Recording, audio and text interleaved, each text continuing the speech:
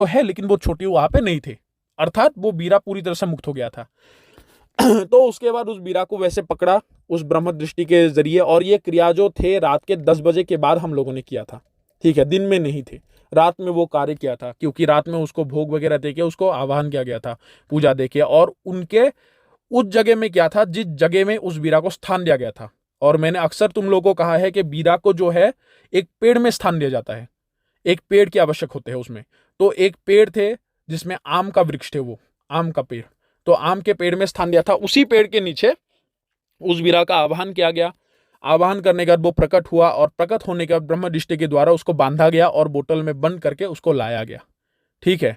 और कुछ बातचीतें हुए, किस लिए वो दिक्कतें कर रहे, किस लिए वो परेशान कर रहे, और उसने भी वही बात दोहराई कि बहुत दिनों से मुझे भोजन नहीं दे रहे और मुझे रख भी नहीं रहे अच्छे से, और ना ही किसी को मुझे सौंप रहा है। मैंने पहले भी उनको ये बात चेतावनी करके बोला था कि तुम्हारा शरीर मतलब घट रहा है, तुम किसी को मुझे अर्पण कर दो या फिर मुझे आजाद ही कर दो, तुमसे विसर्जन कर दो मुझे। लेकिन उन्होंने ना ऐसा किया ना इस तरफ का काम किया, दोनों तरफ से मुझे ही मजबूर करके रख दिया, जिसके कारण बिना भोजन के मैं बहुत क्रोधित हो गया, जिसके कारण इन लोगों को अत्याचार कर रहा हूं आज, और इनके कर्मों के उनका ही फलस्वरूप है ये। तो बात उनका भी जायज था, क्योंकि देखो शक्ति ने जो बताया, क्योंकि उनको रखने के बाद वो शक्ति ने खुद उनको कहा था कि आपका अवस्था अभी सही नहीं है, बीमार के वजह से आपका शरीर घट रहा है, तो मुझे किसी को दे दो। और वो व्यक्ति ने, वृद्ध व्यक्ति ने, ना ही अपने बेटे को दिया चाणक्य ने, ना ही किसी और शिष्य को दिया था। एक शिष्य थे जिसको वो दे सकते थे, जो बोरो व्यक्ति को उन्होंने प्रचंड आत्मा साधन उन्होंने अर्पण किया था, ठीक है, वो भी। लेकिन उन्होंने क्या किया, उनको नहीं दिया। उसके बाद क्या हुआ कि आत्मा सिद्धि जो थे, तब वो व्यक्ति ने उसको क्या किया, एक हमसे एक साथ बात कर दिया कि गुरुजी ये जो वीरा है उसके साथ एक आत्मा सिद्धि भी है, लेकिन आत्मा जो है वो मैंने पहले भी कहा इतना शक्तिशाली नहीं। आत्मा के जरिए कोई भी इंफॉर्मेशन तुम ले सकते हो किसी व्यक्ति के बारे में, कोई कार्य को करने के लिए, लेकिन आत्मा उस वीरा को बांधने में अक्षम थे, जिसके कारण उसका विसर्जन विधि तुम्हारे दादा गुरुजी के द्वारा उनको कराया गया, ठीक है। तो उनके जो बेटे थे तब वो आ गए थे, आने के बाद उनके बेटे भी तब थे, ठीक है, क्योंकि गुवाहाटी से जैसे ये बातों को पता लगा कि एक बाबा जी आए थे, तो उसको पकड़ ना सका, तो एक हफ्ते के आने के बाद बात बोला है, तो ये बात उनके पत्नी ने उनको बता दिया, उनके बेटे को। तो उन्होंने कहा कि जब भी वो आए तो मैं भी एक साथ चला जाऊंगा। तो ये कहकर जैसे ही वो आ गए तो उनको विधान समझा दिया गया, क्योंकि देखो तुम्हारे जो पिताजी है वो उम्र हो चुका है, अभी अच्छे से नहीं सुनते, तो इसके कारण ये जो कार्य है तो इस प्रकार करने से ये विसर्जन हो जाएंगे और कभी भी दिक्कत नहीं करेंगे। और हनुमान सिद्धि तो बाबा है, तो उनको उनको करने की आवश्यक ही नहीं है, सेवा करो सब लोग, तो ये कह दिए। और ये जो विधान है शायद उन्होंने अपने बेटे को ये सिखाया है, बताया है, क्योंकि वो सरल विधि थे और सरल ही विधान से उनको सिद्ध किया जाता है। लेकिन मंत्र बहुत शक्तिशाली थे, जिसका शायद मैं तुलना कोई भी मंत्र से नहीं कर पाऊंगा उनका। तो जैसे ये बात उन्होंने समझा दिया आप लोगों के दादा गुरु जी ने, तो वो अच्छे से विस्तार से उनको लिख के रख लिए, एक कागज और पेन से आराम से लिख के रख दिए कि वो अपने पिताजी को बता सके। तो उसके द्वारा उन्होंने आत्मा का विसर्जन किया, लेकिन बीरा को है जो आप लोगों के दादा गुरु जी ने पकड़ के ले लिया, ठीक है। तो पकड़ के लाने के बाद वो वृद्ध व्यक्ति आए और कहा कि बीरा जो होते हैं जब उसको विसर्जन किया जाता है या फिर किसी को अर्पण किया जाता है या फिर पकड़ के ही कोई ले जाते हैं तो एक निशानी देते हैं, तो वो निशानी के रूप में क्या देंगे, ठीक है। और ये बहुत जरूरी भी है कि जब भी किसी के पास जैसे बीरा है, ठीक है, तुम किसी को अर्पण दे रहे हो तो तुम्हारे स्थान को उसको छोड़ना होगा अभी, तो तब तुम्हें बीरा को पूछना पड़ता है कि निशानी क्या देके जाओगे। निशानी के रूप में अगर बीरा कहे कि क्या निशानी चाहिए, या फिर ये बता दो कि उस पेड़ के एक दाल को तोड़ के चले जाना निशानी के हिसाब से, जिस पेड़ में उसको स्थान दिया गया है, या फिर कुछ भी एक ऐसा निशानी दे दो, जैसे पेड़ के एक टहनी को तोड़ दो, पेड़ को ही उखाड़ के फेंक दो, कुछ भी करके तुम मुझे निशानी दे के जाओ, जो तुम्हारा घर है उससे तुम निकल गए हो, उस स्थान को छोड़ के गए हो। तब हमने कहा कि इस बीरा को आप कहिए कि निशानी देने के लिए। तो निशानी के रूप में उस बीरा ने कहा कि मुझे जाना नहीं है, अगर ये रखेंगे तो मैं रहूंगा। उसको इच्छा भी थे उस जगह में रहने के लिए, क्योंकि जो वृद्ध व्यक्ति थे, जो चाणक्य जी थे, उनको बहुत ही प्रेम से रखते थे। हालांकि भोग ना देने के कारण, उनके बातों के अमान्य करने के कारण वो क्रोधित थे, लेकिन वो उस जगह को पसंद करते थे। और उनका पसंद आना भी जरूरी है, क्योंकि जिस घर में वो उतने सालों तक रखा है, क्योंकि उनका उम्र था कम से कम समझ लो 84-85, ठीक है, उनके पिताजी ने भी बहुत कम वयस में उसको रखे थे, तो सोच लो 100 वर्ष से भी ऊपर हो गए थे, तो उनको उस जगह में मोह आ गया था, तो जिसके कारण वो बीरा भी जाना नहीं चाहते थे। लेकिन तुम्हारे दादा गुरु जी को आया गुस्सा कि तुम्हें जाना हो तो पड़ेगा ही अभी, क्योंकि तुमने दिक्कत कर दिया है, तो स्थान मैं दूंगा, मेरे साथ चलो। तो जब ये कहा तो बीरा ने कहा कि ठीक है, मैं आपके साथ जाऊंगा, लेकिन इस जगह को पूरी तरह से उजाड़ के जाऊंगा। मैं जाऊंगा अवश्य, इस पेड़ को भी उजाड़ के जाऊंगा, इस स्थान को भी उजाड़ के जाऊंगा। तो ऐसे कहने के बाद उनको पता लगे कि चलो ठीक है, कोई भी हो, एक बड़ा सा निशानी देके जाना। तो जैसे ही हम उसको पकड़ के लेके गाड़ी में बैठ के, कम से कम आधा ही रास्ते आए थे, कम से कम उनके घर को छोड़ने का समझ लो 1-1.5 घंटा हो गया था, क्योंकि वहां से आने के लिए 2 घंटा 2.5 घंटा लग जाते हैं, और नलबारी से हाईवे होकर हम गुवाहाटी आते हैं। तो जैसे ही 1-1.5 घंटा हो गया, कम से कम हमने 70 किलोमीटर ही पार किए थे, उनका फोन आ गया कि जिस पेड़ में उसको स्थान दिए थे, वो पेड़ को पूरी तरह से, जैसे हवा आने का एक पेड़ गिर जाते हैं वैसे पेड़ गिर गया, और साथ ही साथ जिसमें भी जैसे बांस के पेड़ तो देखे होंगे, एक साथ बहुत सारे बांस रहते हैं, पूरे एक ऐसे जुट हुए हुए बांस को एक ही बार में तोड़ के चले आए वो शक्ति। खुद सोचो, ताकत का अंदाजा लगाओ, यहाँ पे कितने सारे बांस होंगे, ठीक है, एक झुंड जैसे वो बांस का एक घेरा रहता है, तो उसमें कम से कम 200-300 बांस रहते हैं, तो वो 200-300 बांस को मड़ोड़ के बीच में तोड़ के, और पूरे आम के पेड़ को, वो आम के पेड़ 2 व्यक्ति ऐसे हाथ मतलब खोलकर अगर पकड़े तो इतना बड़ा होंगे, 2 व्यक्ति को मतलब हाथ खोल के पकड़ना होगा, उसका जो आकार है। तो वैसे आम के पेड़ को जैसे हवाएं उसको गिरा देते हैं, उसी भांति ही उस पेड़ को गिरा दिया था जमीन में। तो वो निशानी के चले, और धड़ाम करके आवाज आया, पूरे जमीन कांप गया कि वो उस स्थान को छोड़ गए हैं। तो उसके बाद लाके आपके दादा गुरुजी ने यहाँ पे जो हमारे जगह है, जहाँ पे कुटिया है हमारा, वहां पे स्थान दिया था। तो वैसे इस बीरा के बारे में हमें पता चला कि पत्ता बीरा कैसा होते हैं, और इसका एक गुण है, ये गुण मैं आप लोगों को साधना में बताता हूँ। तो जैसे ही यह बात हुए, तो उसके बाद तुम्हारे दादा ने उसके बंधनों को तोड़ा।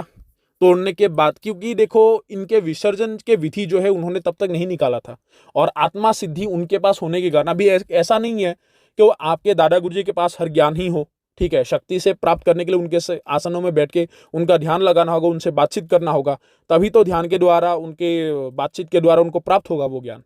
तो वो विसर्जन विधि इसलिए नहीं कर पाया बीरा का, अन्यथा तो वो विसर्जन का विधि ही कर देता।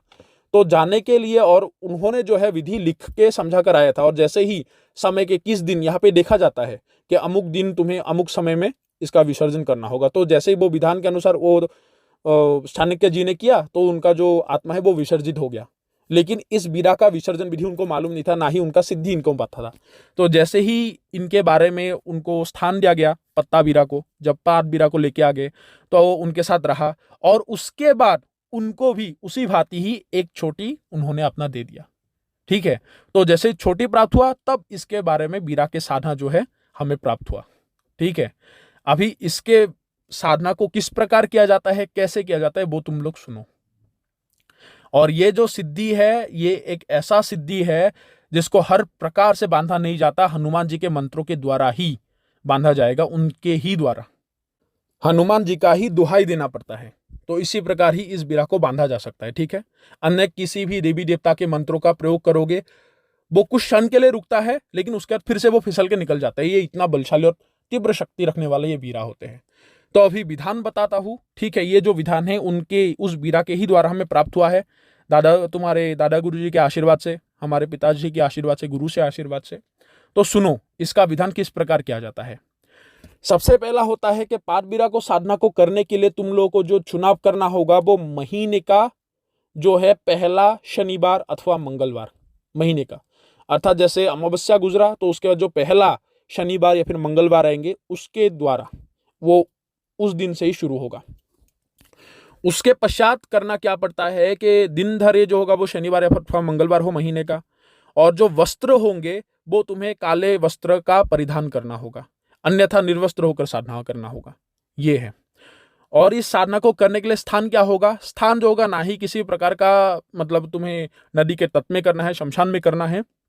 स्थान जो होगा वो घर के पीछे भी किया जा सकता है इसका साधना, ठीक है, घर के पीछे। अर्थात अगर जैसे मान लो कोई जंगल वगैरह है, ठीक है, जिस घर के पीछे अगर मान लो थोड़ा सा खेत वगैरह है जिसमें बड़ा पेड़ होना चाहिए इसमें एक, ठीक है, जैसे मान लो कोई कटहल का पेड़ हो, ठीक है, उसको इंग्लिश में क्या बोलते पता नहीं, लेकिन कटहल ही बोलते हैं, जिसमें बहुत सारे बीज होते हैं। ठीक है, तो वो पेड़ के नीचे करो, या फिर लेकिन याद रखें उस जगह में किसी प्रकार का नीम का पेड़, ठीक है, ऐसा मतलब पेड़ ना हो, नीम का पेड़ में नहीं होगा, और ना ही बबूल, ना ही कीकड़ के पेड़ में रहते हैं। फल का कोई भी वृक्ष हो लेकिन बड़ा हो, ऐसे पेड़ के नीचे बैठ सकते हो। और सबसे उत्तम रहता है आम के वृक्ष के नीचे। ठीक है, इसलिए उस बीरा को ज्यादा पसंद था वो पेड़। तो वो आम के वृक्ष में करोगे तो जल्दी से वो प्रसन्न होकर आ जाएंगे, लेकिन बड़ा हो पेड़। ठीक है, जो मैंने साइज बोला है उससे थोड़ा छोटा भी हो तो कोई दिक्कत नहीं है। तो उस पेड़ के नीचे बैठना होगा रात्रि के, किसने समय से शुरू करना होगा साधना, रात्रि के 12 बजे के बाद इसका साधना शुरू किया जाएगा। साधना शुरू करने के लिए कुछ भोगों की आवश्यक पड़ेंगे। भोग जो है वो हर रोज रखना होगा। एक तो होता है एक प्याले में शराब रखना होगा, उसके बाद होता है सूखा मछली रखना होगा, उसके बाद जो है जो मैंने कहा था एक पीसा हुआ जो उसका मन पसंदीदा भोजन है वो रखना होगा। और चौथा चीज क्या है उसमें, इस विधान के अनुसार बता रहा हूं मैं। ठीक है, तो उसमें करना होगा दूध, और जो ये छाकू बोलते हैं जो सफेद दाना होता है वो, केला, चीनी और जो है शहद, इन तीनों वस्तु को, ये पांचों वस्तु को मिलाकर जो भोग होगा वो भोग आप लोगों को लगाना होगा। याद रहे मैंने पहले भी कहा है कि ये भोग अगर देना है तो मिट्टी के बर्तन में देना होगा, और उसके नीचे एक केले का पत्ता बिछाकर, और जिस जगह में वो केले का पत्ता बिछाओगे उसको अच्छे से पहले ही हाथ से पोंछ लेना। ठीक है, जैसे मान लो 12 बजे से साधना प्रारंभ करोगे तो शाम के या फिर रात के ही 8-7 बजे किसी भी वक्त जाकर उसके नीचे को हाथ से आराम से उसको पोंछ देना साफ सुथरा करके, और उसमें आप लोगों को सुगंधित अगरबत्ती लगा सकते हो। ठीक है, और एक दीपक तुम सरसों का तेल का जला दो, इतना बड़ा दीपक की आवश्यक नहीं है। और ये जो साधना है कुल मिलाकर ये साधना आप लोगों को करना होगा 21 दिन तक। 21 दिनों का ये साधना है। माला जो होगा इसमें रुद्राक्ष की माला की आवश्यक है, रुद्राक्ष के माला से ही जप किया जाएगा। आसन जो है वो कुशा का लेना होगा। दिशा जो है वो उत्तर या फिर दक्षिण दिशा, ये दोनों दिशाओं का चुनाव कर सकते हो, इनमें से दोनों के कोई भी दिशा को ले लो। तो उस पेड़ के नीचे बैठकर तुम लोगों को साधना करना है। उसके पश्चात क्या करना होगा, साधना में रखने वाली बातों का ध्यान। ठीक है, इसमें यूं तो सब कुछ खा सकते हो, लेकिन अगर मांस, मछली, अंडा, शराब का सेवन ना करो तो उत्तम है। बाकी तुम पनीर वगैरह खा सकते हो, अदरक, लहसुन, प्याज कुछ भी खाओ, कोई भी दिक्कत नहीं है। ठीक है, क्योंकि जब ये बीरा वो रखते थे वो पहले नहीं खाते, जब हनुमान जी का दर्शन को प्राप्त हुआ या फिर हनुमान जी का साधना किया तब चाणक्य जी ने ये प्याज वगैरह या फिर तामसिक वस्तुओं का मतलब त्याग किया था। तो इसमें कुछ भी खा लो, कोई दिक्कत नहीं, बस मांस, मछली, अंडा, शराब ना खाओ तो उत्तम है। तो इसका करना है। संभोग, हस्त मैथुन, इन चीजों से दूर रहना है। और जितने भी दिन साधना करोगे वो गुप्तता अपने और अपने गुरु के अलावा किसी को नहीं बताना है कि मैंने ये किया है, ये करने जा रहा हूं। ये गुप्तता और अनुभव गुरु से ही मतलब बातचीत करके बताना है, गुरु से ही शेयर करना है, और अन्य किसी भी व्यक्ति से इसके बारे में आभास तक ना हो। ठीक है, और कोई उस साधना को करते समय, आते जाते समय तुम्हें देखे ना, नजर में ना हो। ठीक है, ये गुप्त में करने वाला साधना है। तो जैसे ही ये क्या कर लिए उसके बाद तुम्हें करना क्या पड़ता है कि पाद बीरा का पहले तो आवाहन होते हैं। और सबसे जरूरी बात मैंने पहले भी कहा है कि बीराओं का जिसका भी छोटी होते हैं उस छोटी को बांधने के लिए एक काला कपड़ा, और ब्राह्मण के जो नगुन बोलते हैं, नादी होते हैं, वो नादी की आवश्यक पड़ते हैं। ठीक है, अगर किसी को यह साधना करना है तो नादी को सिद्ध करने का तरीका मैं बता दूंगा, उसी से तुम खुद कर सकते हो। अन्यथा कोई अगर ब्राह्मण देता है तो उत्तम है, बहुत ज्यादा उत्तम होते हैं। उनके उच्चारण से, उनके क्रियाकर्म से जो सिद्ध किया गया नादी होते हैं वो सबसे उत्तम रहते हैं। ठीक है, तो वो नादी तुम्हें प्राप्त करना होगा। एक काला वस्त्र की आवश्यक है जिसमें तुम वो छोटी को रखोगे। तो ये जो है बीरा जो है तुम्हें कभी भी दर्शन दे सकते हैं, लेकिन अगर तुम्हारे मंत्रोच्चारण खत्म हो जाए पहले ही, ठीक है, उसके बाद वो बातचीत करे, रहने की बात बोले, भोगों का निर्णय कर ले, तो तब तुम्हारा साधना उसी दिन खत्म है। ऐसा नहीं है कि 21 दिन तक ही पूरा करते रहना होगा। इस साधना का यही सबसे आसान तरीका और अच्छा लगा मुझे। ठीक है, तो जैसे ही करोगे, करने के बाद पहले पाद बीरा का आह्वान कर लिए, उसके बाद होता है बीरा का एक अंगीकार पढ़ोगे। उसके बाद आप लोग करोगे मूल मंत्र का जप। मूल मंत्र का जप जो है इसमें तुम लोगों को करना होगा 11 माला। उसके बाद जो है तुम्हारा जप मंत्र जो हो गया उसका करना होगा 31 माला। कुल मिला के कितना हुआ, 11 और 31 तुम्हारा हो गया 42 माला। तो 42 माला होंगे। तो मूल मंत्र का तुम लोग कर लो 11 माला, उसके पश्चात तुम्हें करना होगा जप मंत्रों का 31 माला, तो 42 माला हो गए। आखिर में तुम्हें करना क्या होगा, जो वशीभूत मंत्र है, वशीभूत मंत्र को सिर्फ तुम्हें 108 बार पढ़ना है, अर्थात एक माला करना है रुद्राक्ष की माला से। तो जब ये चीज करोगे तो ऐसे निरंतर तुम्हें 21 दिनों तक लगातार करना होगा। ठीक है। तो जैसे ही ये वस्तु को करते रहोगे, करते करते एक ऐसा समय आएगा, कम से कम जैसे 4-5 दिन बीते तो बीरा का तुम्हें अनुभव होगा। बीरा का अनुभव जो होते हैं, बीरा एक ऐसा होता है, जैसे आएंगे तुम्हें, जैसे मान लो पीछे से कुछ भी गुर्राने का आवाज आ सकता है, जैसे एक कुत्ता जैसे गुर्राते हैं, पास रहते हो सुना होगा कोई एक दूसरे कुत्ते को देखकर, वैसे गुर्राने का आवाज आते हैं। उसके बाद एक ऐसा लगेगा कि कोई एक पशु बुला रहा है, पशु चिल्ला रहे, ऐसा आवाज आते हैं। और जैसे ही अगर वो पेड़ के ऊपर चढ़ गया तो पेड़ को हिलाने दुलाने लग जाएंगे, कोई टहनी तोड़ के तुम्हारे पास में गिरा देंगे, तो उसमें घबराना नहीं है। ठीक है। और सबसे जरूरी यहाँ पे एक बात है कि इस बीरा का साधना जब भी हो तो सुरक्षा मंत्र से सुरक्षा घेरा लगाना अति आवश्यक है, ये बहुत जरूरी है। और आवाहन के बाद सुरक्षा मंत्र लगा लेना होगा, क्योंकि एक बात है ना कि एक घेर के अंदर या फिर एक घर के अंदर दरवाजा वगैरह बंद करके तुम उसको अगर किसी को बुलाओगे तो आवाज सुनाई कैसे देगा, क्योंकि वो तो इको हो जाएगा ना, तुम्हारे घर के अंदर ही गूंजता रहेगा। तो वो सुरक्षा घेरा भी वैसा ही है साधनाओं में। ठीक है। वो एक घर है जिसके अंदर एक परिंदा भी पर नहीं मार सकता तुम्हारे अलावा। तो आवाहन पहले कर लो, उसके बाद सुरक्षा घेरा लगा लो। ठीक है। उसके बाद मूल मंत्र, उसके बाद जप मंत्र, उसके बाद वशीभूत मंत्र को तुम्हें जप करना होगा। तो जैसे ही ये चीज करते रहोगे, करने के पश्चात तुम्हें शरीर को भी सुरक्षित करना है, क्योंकि यहाँ पे तगड़ा लगाना है, क्योंकि शक्ति भी बहुत तगड़ा है। इसके कहानी से तुम लोगों को पता लग गया होगा। तो जैसे ही ये क्रियाकलाप हो जाए, होने के बाद ऐसे पेड़ों में आवाज करते हैं, और इसका देखने का जो स्वरूप है वो वैसा ही है इस बीरा का। ठीक है। उसके जात का वही नहीं, कोई भी दूसरा भी बीरा हो तो इसके जैसे ही देखते हैं। ठीक है। शायद थोड़ा सा हाइट का कम हो सकता है, लेकिन ज्यादा नहीं होगा। हाइट कम हो सकता है लेकिन इससे ज्यादा होगा। कम से कम तुम लोगों का कमर तक उसका हाइट होगा, और पूरी जो शरीर होता है उसका, पूरे शरीर में बाल होते हैं भालू की तरह, और उसके जो आंखें होते हैं वो लाल लाल होते हैं, जो साधक को पास आने के बाद पता लग जाता है। और भयंकर थोड़ा सा चेहरा होते हैं, 2 दांत निकले हुए होते हैं, और हाथ में बहुत लंबे लंबे नाखून होते हैं इसके। ठीक है। तो इस प्रकार उसका बीरा का स्वरूप होते हैं, लेकिन पूरी तरह से निर्वस्त्र होते हैं। और तुम्हें समझ नहीं आएगा कि साइज कैसा है, मतलब थोड़ा सा अलग ही है इसका जो मतलब स्वरूप है, और वास्तविक स्वरूप वही है जो मैं बता रहा हूं। और उसके बाद भी बहुत सारे स्वरूपों का ये धारण कर सकते हैं, जैसे एक विशाल का दैत्य का रूप धारण कर सकता है, कोई भी पशु का रूप धारण करके आ सकते हैं, कोई भी एक छोटे बच्चे का रूप धारण कर सकता है।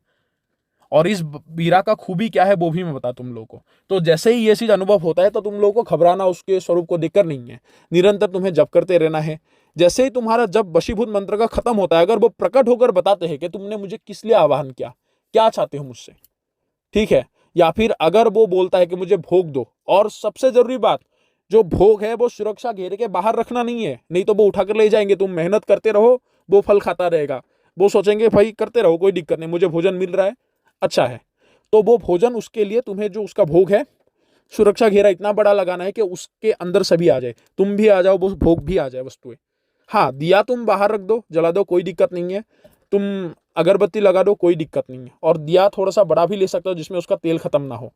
और अक्सर दिया जलाने से बहुत टाइम जलते हैं, आराम से तुम लोग का साधना कंप्लीट हो जाएगा। मंत्र भी इतना लंबा नहीं है। ठीक है। तो कम से कम 43 माला होगा, 4300, तो 43 माला ही जप करना है कुल मिला के, तो आराम से हो जाता है उस दिए के तेल के अनुसार, वो समय चल जाएगा। तो जैसे ही ये चीज हो तो तुम्हें बात करना होगा। और अगर मान लो वो प्रकट जब तक नहीं होता है तो ये क्रिया दोहराते रहने, लेकिन याद रखना 21 दिनों तक बहुत चीजें मतलब ऐसा करेगा, उथल पुथल मचाएगा, और वो बीरा ही मचाएगा। बीरा के साथ अन्य कोई भी दूसरा बाहरी शक्ति नहीं यहाँ पे नहीं आते। जैसे पिछासों में आते हैं, प्रेतात्माओं के साधना में होते हैं, भूत में कई दूसरे भूत भी आते हैं, तो बीराओं के साधना में दूसरे बीराए नहीं आते। जिस बीरा का आह्वान क्या है वही बीरा तुम्हारे सामने प्रकट होंगे। हाँ, हालांकि ये बात है कि बीरा को जब तुम कोई पाल के रखते हो तो उनके सहपाठियों के साथ वो आते हैं, कभी कभार प्रकट हो जाते हैं, 2-3 बीरा एक साथ आ जाते हैं, तो वो आके तुम्हें ये बताएंगे कि हमें भी रख लीजिए अपने सेवा में, हमें हमारे जरिए हम भी आपका कार्य करेंगे, तो आप हमें भोजन देते रहना। तो ऐसे अपना ये जो शक्ति का संख्या है वो बढ़ा भी सकते हैं साधक। ठीक है। उन लोगों को निशा के रूप में बस उन लोगों का छोटी मांग लो, एक साथ तीनों छोटे को बांध दो, कोई दिक्कत नहीं, वो बंधित हो गया, वो लेके नहीं जा पाएंगे, उसके साथ उसका वचन लेके तो तीनों बीराओं को तुम एक साथ वश में कर सकते हो। ये होते हैं साधना के, बीरा साधना करने का लाभ ये होते हैं। दूसरे बीरा को सिद्ध करने की आवश्यक नहीं, वो खुद लेके आएंगे अपने सहपाठियों को, जो उसके मित्रगण होते हैं, उसके गण होते हैं, जो भी है। ठीक है, जिस प्रकार एक हमारा एक मित्र है तो उनको मैं अपने घर में बुला सकता, तो अपने मालिक के पास भी वो अपने मित्रों को बुलाकर ले आ सकते हैं। बीराओं का ये स्वभाव है। लेकिन जब उसका आह्वान होता है साधना में, तो बीरा कभी भी ऐसा नहीं करता कि वो दूसरे अन्य शक्ति को लेके आए तुम्हें परेशान करे, तो बीरा ही उथल कूद मचाएगा। आखिरी वे दिन, चाहे 21वें दिन हो या फिर कोई अन्य दिन हो, जैसे ही वो प्रकट हो जाए तुम्हारे सामने और बताए आखिरी वशीभूत मंत्र के बाद कि मुझे क्यों बुलाया है, ठीक है, तो अपना मकसद बता देना है, किस कार्य के लिए तुम उसको बुलाए हो, जैसे लोगों की मदद करना है, जो भी इच्छाएं है तुम्हारा वो प्रकट कर देना है। ठीक है, और अगर वो भोग मांगे तो भोग में यही बताना है कि ठीक है मैं आपको भोग दूंगा, लेकिन उसके लिए मेरे शर्तों को आपको मानना होगा। अगर शर्त माने तो तभी मैं आपको भोग दूंगा, ये भोग आपके लिए ही रखा है। तो जैसे ही वो कहे कि क्या शर्त है, तो बीरा से 6 वचनों को मनवाया जाता है। 6 वचन में वो बंधित हो जाते हैं। तो उसके बाद वो आराम से हाँ कर देंगे, क्योंकि वो भोग का लोभी है और वो इसलिए उसके ये पसंदीदा वस्तु जो भोजन है उसको रखा जाता है कि वो भोगों को देखकर लालायित हो, वो लालच में आ जाए और आप लोगों को वचन दे दे, और देना ही है। बीरा को भोगों में फंसाना बहुत ही आसान है। तो जैसे ही वो मान जाता है, मानने के बाद तब आपको बोलना पड़ेगा कि आपको बुलाने का तरीका बताइए, किस तरीके से बुलाने से आप आओगे। तो बीरा क्या करता है, तब निशानी के रूप में अपना एक छोटी उतार के वो तुम्हें देंगे। ठीक है, उसके लंबे लंबे बाल होते हैं, उनमें से एक छोटी उतार के तोड़ के तुम्हें दे देंगे कि छोटी से मेरा आह्वान करना। जैसे ही आह्वान करोगे मैं आ जाऊंगा, और अमुक नाम से तुम उच्चारण करना मुझे। उसका एक अपने भाषा में एक नाम है। ठीक है, तो वो एक नाम अपने जगह में है, तो वो नाम तुम्हें बताएंगे, जिस नाम को तुम उच्चारण करके उसको बुलाओगे, कितने बार जप करना है वो चीज तुम्हें समझा देंगे। और तुम्हें तब एक बात बोलना है कि हर समय मैं इस छोटी को लेकर मैं आपको बुला नहीं सकता, बिना छोटी के इतने दफा जप करने से आप, इस नाम का जप करने से आप आओगे मेरे पास। तो वो हाँ में भर देगा, और जैसे ही हाँ भर दे तब बीरा को जो भोग है वो सुरक्षा घेरा काट के तुम निकल सकते हो। भोगों को उनको अर्पण करके देना चाहिए। वो भोग को ग्रहण करके जाने का आदेश मांगे, और जाने से पहले एक बात वो बोलेगा, भोग जैसे ही वो ग्रहण करेगा तब वो बोलेगा कि अभी तो मैं आपके साथ ही रहूंगा, तो रहने के लिए मुझे एक स्थान दो। ठीक है, तो तब जिस पेड़ में तुम साधना किए हो या फिर वही पेड़ को दे दो। ठीक है, अन्यथा कोई अगर दूसरे साइड में कोई दूसरा पेड़ है तो उसको दिया जा सकता है। तो ये जो जगह है, ये जगह तुम अभी खेत में भी कर सकते हो, घर के पीछे वाले जगह में भी कर सकते हो, जिसमें बड़ा सा पेड़ हो। चाहे वो पेड़ बरगद का हो, पीपल का हो, कोई फल का हो, आम का हो। कभी कभार किसी के पास फल का पेड़ उपलब्ध नहीं हो सकता है, तो बरगद का पेड़ हो सकता है, तो उसमें भी किया जा सकता है। अच्छा, ये और बड़ा पेड़ है, ठीक है, वो आराम से रह जाएंगे। तो वो पेड़ अगर मान लो वो दूरी में है, उसमें तुम स्थान नहीं देना चाहते, तो तुम्हें कहना पड़ता है कि अभी आप अपने स्थान में लौट जाइए, आपको जगह देने के लिए मैंने जगह का चुनाव की है, उसमें मैं आपको स्थान देता हूँ। स्थान देने की कोई भी दूसरा ऐसा विधि विधान नहीं है। उसको बता दो बस कि इस पेड़ में आज के साथ तुम आज के बाद यहाँ पे रहोगे, लेकिन मेरे परिवार के या फिर पहचान के किसी भी व्यक्ति को भनक तक ना लगे कि तुम यहाँ पे वास करते हो, और ना ही किसी को तुम्हें क्षति पहुंचाना है। लेकिन याद रहे एक बात बहुत जरूरी, जिस पेड़ में भी बीरा को स्थान दोगे, उस पेड़ को कोई भी तुम्हारे अलावा हाथ ना लगाए, अर्थात उसके टहनी को भी काटना है। जैसे मान लो कभी कभार पेड़ों का टहनी बड़ा हो गया है, तुम्हें उससे इजाजत प्राप्त करना होगा। ठीक है, तुम्हें उसको समझाना होगा कि ये पेड़ ऐसे ऐसे डाल बढ़ गया है, क्या आपका काटने का इजाजत है। अगर वो कहे कि हाँ काटो तभी, अन्यथा नहीं।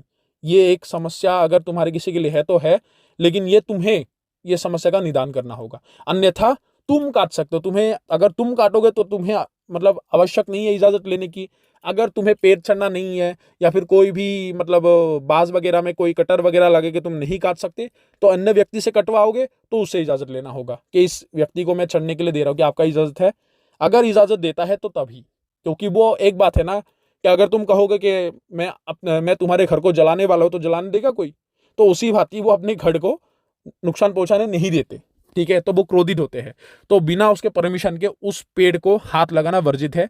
उससे इजाजत लेना बहुत ही जरूरी, अनुमति ले ले, या फिर अगर वो साधक स्वयं काटता है उस पेड़ को तो उससे कोई समस्या नहीं है, बता सकता है कि ये पेड़ थोड़ा टहनी भर गया, मैंने काट दिया, तो बस। तो इसी प्रकार ही बीरा को स्थान दिया जाता है। जैसे स्थान दिया जाएगा वो बस तुम्हारे साथ रह गया, और उस छोटी को उसी समय ही तुम्हें उस काले कपड़े से बांध के मतलब उसको मरोड़ के अच्छे से उस नाड़ी से तुम्हें बांध के रखना पड़ता है। इस प्रकार ये जो पत्ता बीरा है वो सिद्ध होते हैं। और पत्त वीरा के जरिए तुम पाद वीरा से क्या क्या कर सकते हो वो सुनो। पहला तो है कि इस बीरा के जरिए तुम किसी भी प्रकार के सत्कर्मों को कर सकते हो। शत्रु तुमसे जीत नहीं सकता। शत्रु का ऐसा हालत करेगा कि तुम सोच भी नहीं सकते, दिन में ही आके वो मार के उसको चला जाएगा, इतना खतरनाक है। कोई भी एक्सीडेंट करवा देगा, कुछ भी नुकसान करा देगा, शत्रु का उन्नति को रोक देगा। ठीक है, किसी को बाण छोड़ना है, बीरा बाण कैसे मारते हैं, पंच तत्व के पंच बीराए होते हैं। ठीक है, तो ये पंच तत्व के बीराओं के जरिए कैसे बाण मारा जाता है, कैसे शत्रु के घर को उजाड़ा जाता है, ये सभी किसी भी व्यक्ति के बीमारी के बारे में बता सकता है, उसको ठीक होने का तरीका बता सकता है। ठीक है, तो शांति कर्म भी है। तो षट कर्म बेहद आसानी से होते हैं। जैसे मैंने कहा कि तुम घर में बैठकर 1000 किलोमीटर 100 किलोमीटर दूर बैठे हुए बंदे के खबर को हाल को जान सकते हो, जान के वो हाल को देखकर वो आकर तुम्हें बता सकता है। किसी भी स्थान में भेजकर उसके जरिए तंत्र को काट के तुम आ सकते हो। इस प्रकार का कार्य होते हैं। कम से कम 50 टन क्विंटल ऐसे भारीदार वस्तु को तुम इधर से उधर कर सकते हो, अर्थात यह स्थानांतरित कर सकता है, तुम्हें एक स्थान से दूसरे स्थान तक ले जा सकता है। और ये जो कार्य है एक समय में चाणक्य जी ने भी किया था। उन्होंने कहा था कि जो ये उठाकर किसी को ले जाते हैं, अगर उसका सहन शक्ति नहीं है तो वो नहीं देख सकता, अगर सहन शक्ति है तो वो देखेंगे कि पेड़ के एक पत्ते में पैर रख के दूसरे पत्ते में वो पैर रखते हैं, ऐसा होते हैं। लेकिन असल में वो देखना नहीं चाहिए। अगर किसी के अंदर ऊर्जा शक्ति बहुत ही असीम है तो वही व्यक्ति दे सकता है, नहीं तो ऐसा लगेंगे अकस्मात ही तुम्हारा आंख बंद आएगा, जैसे तुम्हें झटका मिला, देखा तुमने, दूसरे स्थान तुम्हें पहुंचा दिया, ऐसा होता है। वो आंख बंद करने के लिए बोलते हैं। और उन्होंने कहा था कि जब आंखें खोले थे ऐसा लगा था कि सामने जैसे टेलीविजन चल रहा है, कोई बहुत ही तेजी से, जैसे एक चैनल है, पिक्चर चल रहा है, बहुत स्पीड से वो देख रहा है, तो ऐसे दिखा था। तो ऐसे एक व्यक्ति को वो उठाकर ले जा सकता है हाथ में पकड़ के, उसको पता ही नहीं लगा कि उसको ले जा रहे हैं। और उसका गति ऐसा है कि 1 सेकंड में 100 किलोमीटर पार कर जाए। शायद 100 से कम हो सकता है, लेकिन 100 किलोमीटर तक वो ले जा सकता है, उनके अनुमान के अनुसार बता रहा हूं मैं। ठीक है, तो इस प्रकार होते हैं। और ये जो बीराए होते हैं ये कोई ऐसे उड़ के नहीं आते, एक पैर से दूसरे पैर, दूसरे पैर से तीसरे पैर ऐसे जाएंगे। पत्ते में पैर रखते, एक पत्ते में पैर रखा, दूसरे पैर में, दूसरे पत्ते में, एक पत्ते में पैर रखा, 1 किलोमीटर है, 100 किलोमीटर वाले पैर में एक पत्ते में पैर रखा। तो इस प्रकार वो पेड़ पेड़ के होकर जाते हैं, इसलिए बोलते हैं पात बीरा। पात अर्थात पत्ता, तो वो पेड़ के ऊपर से ही मतलब चले जाते हैं, वो इतने शक्तिशाली होते हैं। तो इसके अनुसार इसका गति है, तो तुम्हें कहीं पर भी उठाकर ले आ सकता है, ले आ सकता है। ठीक है, कोई भी नदी, पेड़ पौधे, कुछ भी चीज इसके रास्ते में बाधक नहीं बनते, वो कहीं पर भी आ जा सकता है। मंदिर में भी बुला सकते हो, घर में भी बुला सकते हो, बाहर बुलाओ, किसी भी अवस्था में, पाक हो नापाक हो, पवित्र हो, कोई भी नहीं देखता। कोई भी समय में वो तुम्हारे साथ रहता है, तुम्हारे साथ चलता है। और ऐसा भी कहा गया है कि जब वो चाणक्य जी जवान थे तो उनके बेटे ने ये बात कहा था कि कभी कभार ऐसा होता है कि बाजार जाने के लिए रात हो जाते हैं, वो किसी काम में, वैसे वो जैसे किसी का इलाज करके आया, वो थक जाते हैं, तो वो बीरा के हाथ में बैग और पैसा थमा के देते हैं कि इतना इतना सब्जी का बाजार करके लेके आओ। वो तुरंत जाकर वही पैसों से बाजार करके जो बचा कुचा पैसा है वो रख भी देते हैं और वो बाजार करके भी ले आते हैं। किसी को पता ही नहीं चला कि बीरा ने जाकर बाजार करके भी लेके आए। तो ऐसा एक शक्ति है। ठीक है, तो इसके जरिए ये भी मुमकिन है। उसके बाद होते हैं जो धन की है, धन के समस्या को दूर करना। और ऐसा था कि ये तब बात थे, तो उनके जो बेटे थे वो तब छोटे थे। ठीक है, तो उनका मतलब एक दफा क्या हुआ कि कुछ उनके माता जी के जब गुजर गए थे, तो एक कार्य होता है ना, जब गांव के लोगों को मतलब बुलाकर भोजन कराया जाता है। उनके माता जी जब गुजर गए थे, जो चाणक्य जी हैं उनके पत्नी जी जो जब गुजर गए थे, तब उनके वो क्रियाक्रम को करने के लिए उनके पास धन नहीं थे, तो यही बीरा ने उन लोगों को धन ला कर दिया था, जिससे वो पूरे गांव वालों को खाना खिलाया था और उनका मदद किया था। और उधारी में भी फंसे गए थे, क्योंकि उनके माताजी को कुछ बीमार हुआ था, बीमारी में मतलब पैसा लेते लेते उनका पैसों का उधारी हो गया था, कम से कम 3-4 लाख रुपए का उधारी हो गया था। तो उन्होंने तब धन लाकर भी उनको मदद किया था। इतना सक्षम होते हैं ये बीराए। ठीक है, अगर मालिक के ऊपर प्रसन्न रहेंगे तो कोई भी कार्य को करने के लिए वो सोचने नहीं है। अर्थात इसके जरिए धन का सहायता भी मुमकिन है। और बहुत सारे ऐसे अलौकिक कर्म है जो इस बीरा के जरिए किया जा सकता है। और हम इससे ये नहीं कहेंगे आप लोगों को कि ये बीराए खराब होते हैं, हालांकि खुद देखो कि एक शक्ति ने खुद कहा है कि तुम अक्षम हो गए हो, मुझे किसी को सौंप दो या फिर मुझे छोड़ दो, आजाद कर दो। तो उनके उम्र होने के कारण वो विसर्जन का विधि भूल गए, तो समय रहते अनुसार उनका विसर्जन नहीं किया, कि किसी को अर्पण नहीं दिया। अगर अपने बेटे को भी देते तो शायद दूसरा कर्म करके वो मतलब अपने पास रख सकते थे, लेकिन जब क्रोधित हो गया तो देने के लिए डर रहे थे कि अगर कोई नुकसान कर दिया मेरे बेटे का, तो उसके लिए वजह से आपके दादा गुरुजी को पकड़ के लाना पड़ा। ठीक है। और हमेशा मैं यही बात कहूंगा कि मनुष्य से तो शक्तियां ही विश्वास में अच्छा है, क्योंकि मनुष्य हम धोखा देते हैं कि ये कर्म करो, हाँ मैं करूंगा, मेरे मदद के लिए आओ। जब विपत्ति में फंस गए तो देखा दूर से, अरे बाप रे ये विपत्ति में फंसे, भाग जाओ यहां से, नहीं तो मैं भी फंस जाऊंगा। लेकिन शक्तियां कभी ऐसा नहीं करते। विपत्ति में फंसे हो, चाहे वो खुद को मिटना पड़े, वो तुम्हें मुसीबत से बाहर निकाल के लाएंगे। और ऐसे शक्तियां होने से कभी भी अकाल मृत्यु नहीं होता। और रक्षा असल में तो बजरंगबली कर रहे थे, क्योंकि उन्होंने उनको ठीक किया था। अभी बजरंगबली ने उनको कहा है कि 10 साल और जिएंगे, तो 10 साल अभी भी उम्र है। अभी उनका कम से कम 88 हो गए हैं, 90 के आसपास ही है। तो इस प्रकार ये जो बीरा का साधना था, पाठ बीरा का, हमें मिला था, और इसी ही भांति ये विधान हमें प्राप्त हुआ था। तो दोस्तों आशा करता हूं ये साधना आप लोगों को पसंद आया होगा। ये साधना 2 भागों में मैं अभी डालूंगा, और आने वाले समय इससे भी गुप्त साधना लेकर आऊंगा आप लोगों को। अगर किसी को कोई दूसरे विषय में जानना है तो मुझे मैसेज करके बता सकते हो कि किस शक्ति के ऊपर अगले वाला साधना हो, तो मैं अवश्य तुम लोगों के लिए लाने के लिए कोशिश करूंगा। अगर किसी को ये शक्ति का साधना करना है तो संपर्क कर सकता है, निश्चित रूप से कराया जाएगा। अगर किसी को ट्रांसफर भी लेना है तो निश्चित रूप से ट्रांसफर ले सकते हो, लेकिन मैंने पहले भी कहा है चुनाव मैं नहीं करता, यह स्वयं शक्तियों के अनुसार होते हैं। तो अगर चुनाव में तुम सही निकले तो निश्चित रूप से तुम लोग को अर्पण दिया जाएगा। अभी सभी लोगों से इजाजत लेता हूं। जय मां कामाख्या, जय मां जगदंबा।